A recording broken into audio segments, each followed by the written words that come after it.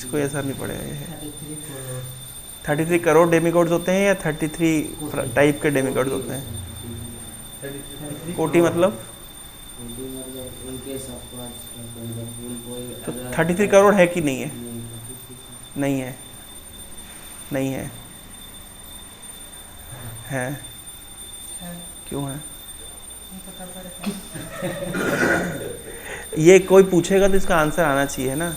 आजकल ये भारी मिसकंसेप्शन चल रहा है कि 33 कोटि मतलब प्रकार, तो 33 प्रकार के देवता होते हैं, है ना। और सब क्यों? क्योंकि लॉजिकली लगता है 33 करोड़ कैसे हो सकते हैं, तो 33 टाइप। और फिर सिद्ध भी करते हैं। कैसे सिद्ध करते हैं? फिर बताते हैं कि 11 रुद्र, 12 आदित्य, कितने हो गए? कितने हो गए टोटल? 23। 8 वसु, कितने हो गए हैं? 31। और 2 कहते हैं अश्विनी कुमार, ठीक है। तो टोटल गिना दिए, कितने हो गए? 33 हो गए ना, 33। तो कोटि मतलब प्रकार। और इस तरीके से, है ना। मैं एक दिन किसी एक यूट्यूब चैनल पे देख रहा था, कोई टीचर अपने क्लास में बच्चों को पढ़ा रहे थे, है ना। और बोले कोटि मतलब है, कोटि मतलब ऐसे करके बड़े स्टाइल से पढ़ा रहा था। उनको लग रहा है बहुत अच्छा ज्ञान दे रहे हैं, बेवकूफ़ बना रहे जनता को, उनको पता नहीं है। और उस पर फिर बोलते हैं कि ये जो 33 कोटि मतलब जो 33 ये मेन डेमिगॉड्स है। तो मेन डेमिगॉड ने किसका नाम ले लिया? अश्विनी कुमार का। अश्विनी कुमार कौन है? अश्विनी कुमार देवताओं के फिजिशियन, डॉक्टर्स, और मतलब शूद्र। इंद्र ने एक बार अश्विनी कुमारों को सोमरस देने से मना कर दिया था, बोले तुम अश्विनी को, तुम्हारा लो प्रोफेशन है।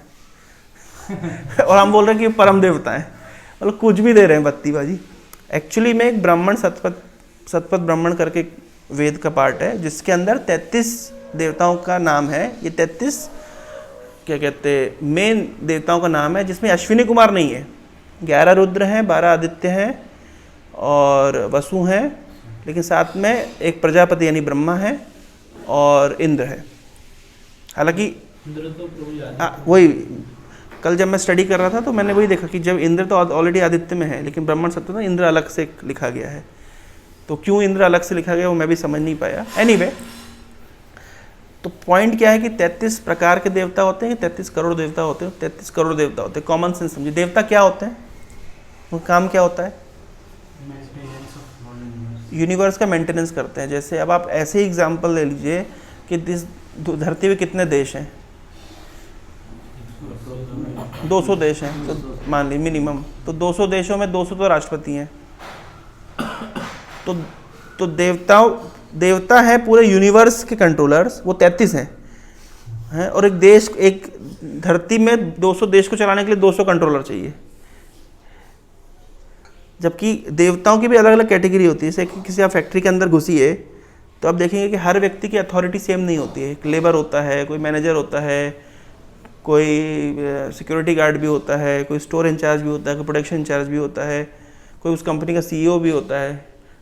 तो ऐसे काम करते हज़ारों लोग काम करेंगे, सबकी अथॉरिटी सेम नहीं है। इसी प्रकार से पूरे यूनिवर्स को चलाने के लिए और मैनेज करने के लिए विभिन्न प्रकार के देवता होते हैं, और सब देवताओं की अथॉरिटी सेम नहीं होती है। जैसे देवताओं में भी श्रेणी होती है, जैसे शिव जी और ब्रह्मा जी की श्रेणी सबसे ऊंची मानी जाती है, उससे निचली श्रेणी मानी जाती है इंद्र की, और इस तरीके से विभिन्न कैटेगरी होती है। तो हम अगर कॉमन सेंस से भी देखें तो इस धरती के ऊपर जितने कंट्रोलर्स हैं, हाँ भाई, हर देश में प्रधानमंत्री होते हैं, राष्ट्रपति होते हैं, फिर उनके निचले की मंत्रिमंडल होता है, फिर उनके नीचे और सब मंत्रिमंडल होता है, और नीचे कुछ कुछ पोस्ट होती है। ऐसा करके अगर पूरा हायरकी देखें तो एक देश के अंदर भी भारत के अंदर ही कम से कम 10,000 ब्यूरोक्रेट मिल जाएंगे ज़्यादा। तो इस दृष्टि से देखा जाएगा पूरे ब्रह्मांड को चलाने के लिए, तो फिर क्या 33 लोग मिलकर चला लेंगे? इतना ईजी बस बोल दिया और हो गया? नहीं, इसलिए 33 करोड़ देवता होते हैं, वो क्लियर लिखा है शास्त्रों में। कल मैं सुन रहा था जो चैतन्य चरण प्रभु जो पुणे में स्पिरिचुअल साइंटिस्ट, तो उनने एक उनका साउंड क्लाउड में कि लिंग पुराण के अंदर क्लियरली मेंशन्ड है 33 करोड़ देवता। नाम नहीं, मेजर कैटेगरीज के नाम मेंशन्ड है। तो इसलिए ये जो मिसकंसेप्शन है कि लोग को क्या लॉजिकली समझ नहीं आता। अभी आप देखिए हमारी बॉडी के हर, जैसे आप ऐसे भी देख लीजिए ग्राम देवता, तो कितने ग्राम है इस दुनिया, इस धरती के ऊपर कितने गांव हैं, सबका एक ग्राम देवता होता है। कुल देवता तो कितने कुल हैं, भू देवता, तो वैसे गिन लीजिए तो कितने सारे हैं, कुल देवता गिन लीजिए तो कितने तो कुल हैं, तो वो तो वैसे ही 33 को पार कर गए। उसके बाद में जैसे हमारे बॉडी के जो लिम्स होते हैं ना अलग अलग, जैसे आंखों के पलक को झपकने के लिए, तो ये पलक को कंट्रोल करते हैं निमी। ये हर उंगली के पीछे एक जॉइंट देख रहे हैं आप, एक जॉइंट एक देवता कंट्रोल करते हैं। सुनने की शक्ति एक देवता कंट्रोल करते हैं, आँख देखने की शक्ति एक देवता कंट्रोल करते हैं, स्वाद एक देवता से आता है ना, स्मेल एक देवता से आती है, सब मेंटेन अलग अलग देवताओं के पास डिपार्टमेंट है। तो ऐसे भी देखें तो 33 से ज़्यादा हो गए।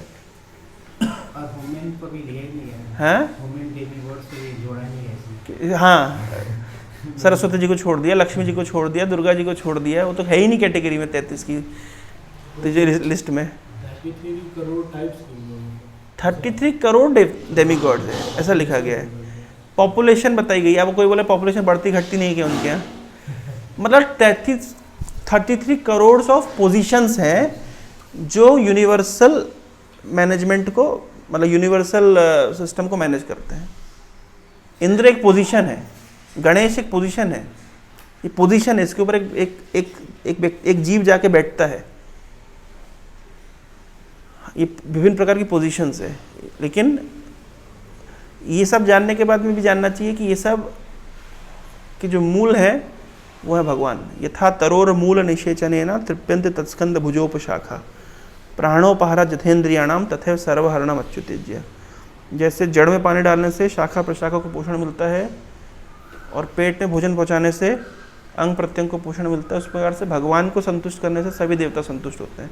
अब वैसे भी अगर सब देवताओं की पूजा में 1-1 रुपये भी खर्च करो तो मिनिमम आपको 33 करोड़ रुपए चाहिए,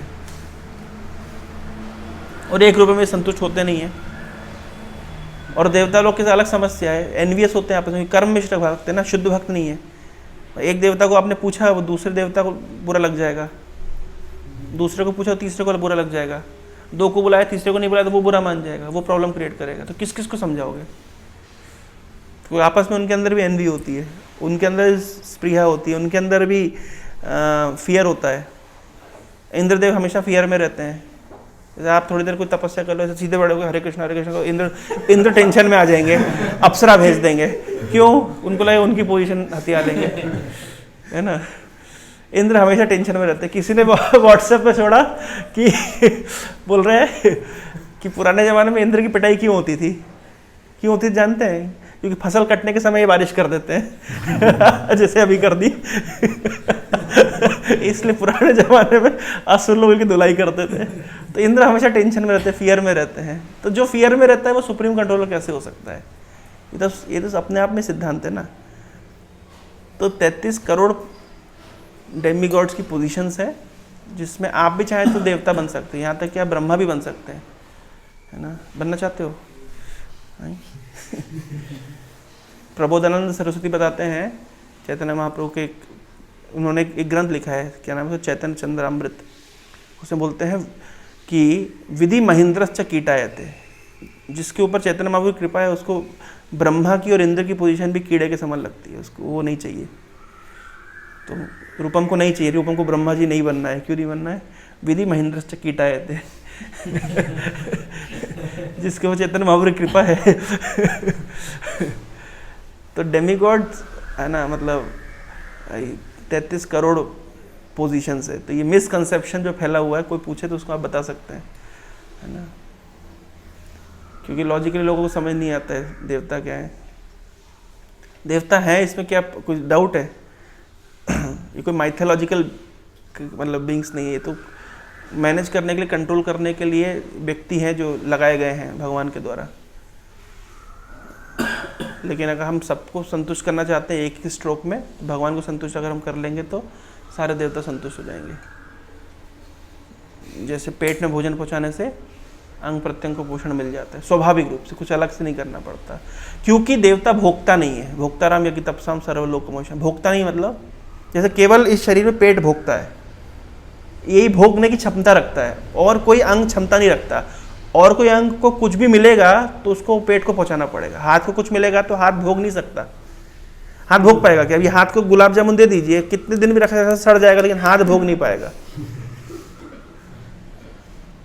ये ऐसा नहीं है कान से डालेंगे, नाक से डालेंगे, आँख से डालेंगे, ये मुंह से डालने से तो पेट में जाएगा, तो पेट भोगेगा और फिर सब जगह डिस्ट्रीब्यूट कर देगा एनर्जी।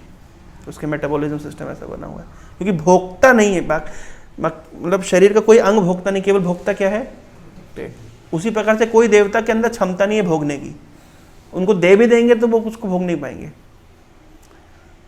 जैसे उदाहरण दिया जाता है कि ये जो टैक्स डिपार्टमेंट में, मतलब आप इनकम टैक्स भरते हैं, फिर वहाँ से फिर वो पूरी गवर्नमेंट सब जगह डिस्ट्रीब्यूट हो जाता है। ये हर डिपार्टमेंट जा जाकर देंगे तो इसको क्या क्या माना जाएगा? रिश्वत, ब्राइब। तो इसको गीता में कहा गया अविधि पूर्वकम, यानी विभिन्न प्रकार के देवताओं की पूजा करना को अविधि पूर्वक बताया गया है। ये विधि नहीं है, ये प्रॉपर तरीका नहीं है, क्योंकि ये ब्राइब है, ब्राइबरी है।